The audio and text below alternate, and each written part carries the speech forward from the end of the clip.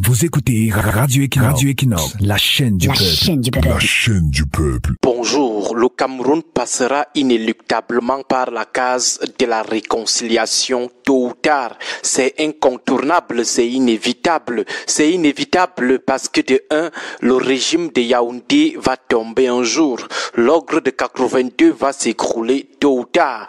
De deux, le Cameroun connaît des fractures, des tensions, des rancœurs dont l'aplanissement est un passage obligé si on veut réellement avoir une unité nationale, une réelle cohabitation puis cohésion, si on veut vraiment se développer. Trois types de réconciliation nous semblent très majeurs. La réconciliation sociologique, la réconciliation sociale et la réconciliation politique. Dieu merci, nous n'avons pas un problème de tensions religieuses ni de tensions culturelles. Dieu nous a épargné de l'autre là. Parlons donc des trois catégories de réconciliation qui seront très incontournables. La première, c'est la réconciliation sociologique. La réconciliation sociologique interpelle quelques grandes communautés. Ici, nous avons le problème anglophone, le problème bamileke et le problème nordique. On ne parlera de réconciliation sociologique que si la question de la marginalisation des anglophones est résolue. La question de l'intégration pertinente et optimale des anglophones, de même que l'aplanissement du sentiment de marginalisation qu'hébergent les anglophones depuis 1961. Avec la crise puis la guerre en zone anglophone, cela sera un impératif. Anglophones et francophones devront s'asseoir pour se parler franchement et sincèrement et redéfinir un bon cadre de cohabitation harmonieuse. Cela se fera tôt ou tard.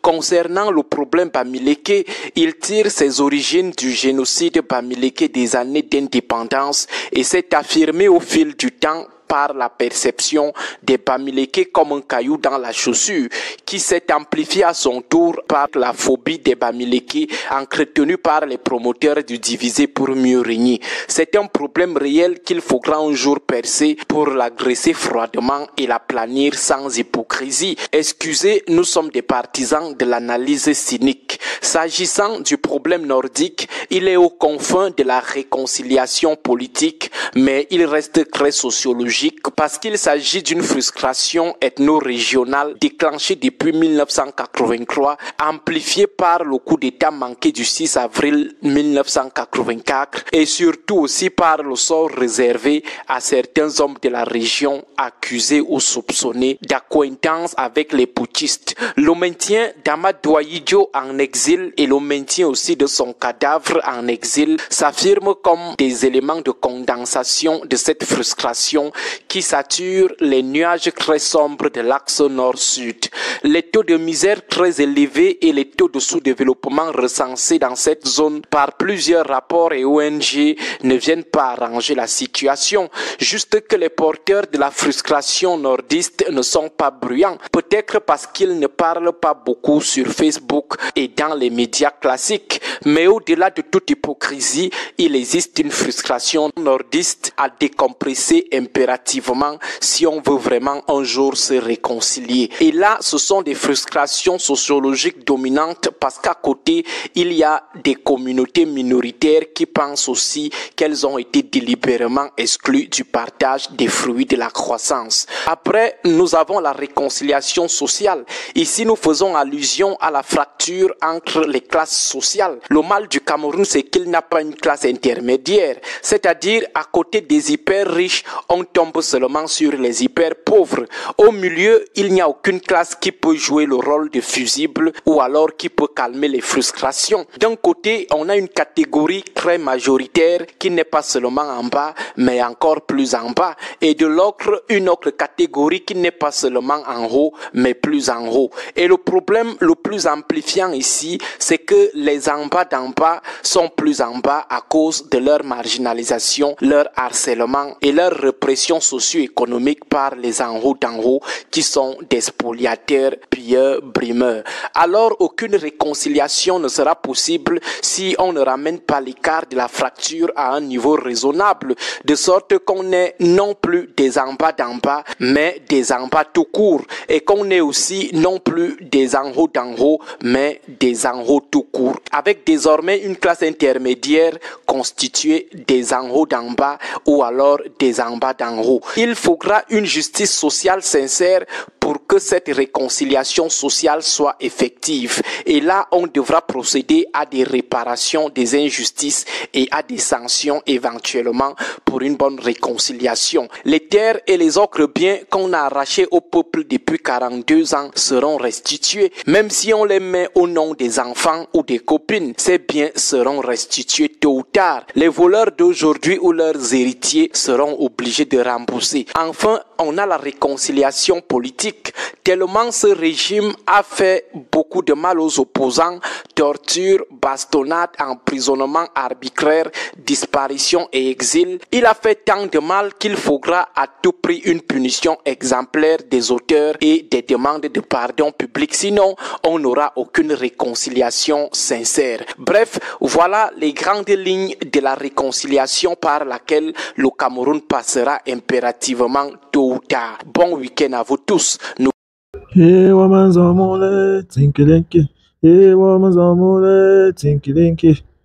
Réconciliation, après ce gouvernement, c'est ce qu'il faudrait penser. Aristide fait bien de découper en 3 morceaux. D'abord, les anglophones. Ne vous fiez pas à cette élite compresseur qui profite de sa proximité avec le pouvoir pour donner à l'imaginaire populaire que les anglophones sont passés à autre chose que non. Toutes ces déplacés internes, ces exilés, ces milliers de familles divisées, incendiées, morts, ces viols, ces barbaries, cette intimidation, ces saisissements des biens, violemment des terres. Vous imaginez bien qu'il faudrait, comme à l'image de ce qui se passe à Dadi Camara, que le peuple reçoive le pardon de l'État et qu'elle soit restituée dans ses droits fondamentaux pour permettre l'avènement d'une république en paix. Tout ceci se passe à un moment où nous parlons de l'unité nationale, c'est-à-dire de vivre ensemble, qui ne se décrète pas, tout comme la confiance se construit à petit feu. Nous parlons du sentiment de négligence du peuple de l'extrême nord, qui est un sentiment anti-Ahidjo. Tous ceux qui, à un moment donné, se revendiquaient de l'aile Ahidjo ont subi, dans le dernier retranchement, les affres d'une dictature qui voulait s'affirmer. De peur ou alors à la quête de notoriété, l'ordre de 82 a voulu s'imposer par la force et a souvent pris des décisions difficiles à comprendre. Même si aujourd'hui l'un des enfants d'Ahidjo, Aminato, est PCA du Palais des Congrès, il n'en demeure pas moins que la dépouille d'Amadou Ahidjo, l'ancien président du Cameroun de 60 en 82, reste en exil au Sénégal. Ces dépouilles ont été récemment rejoints par celui de sa femme et celui de sa fille.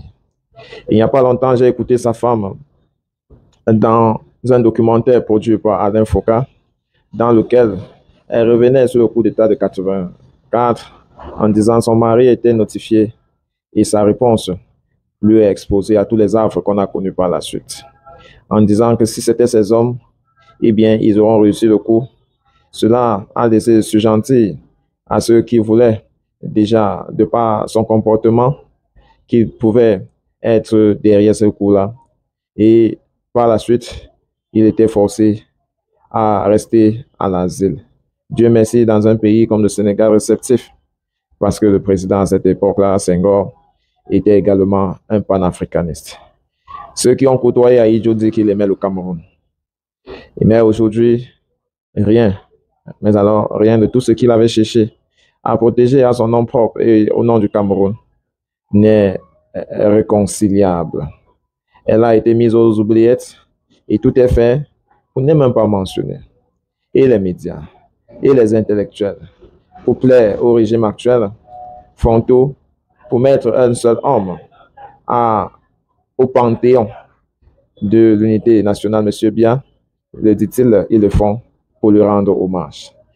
Après 42 ans passés, le peuple bamileke attend toujours la réconciliation nationale après les affres du génocide postcolonial qu'il est traité de maquisard et dont le peuple a exterminé.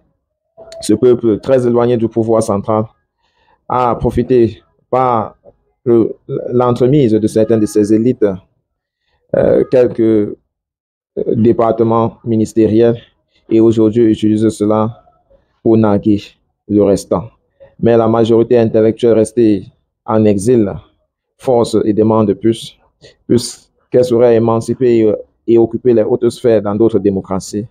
Sa présence sur les réseaux sociaux dans des secteurs aussi importants en cette génération fait d'elle un peuple envié, même si elle revendique sa capacité à gérer et son tour à gouverner.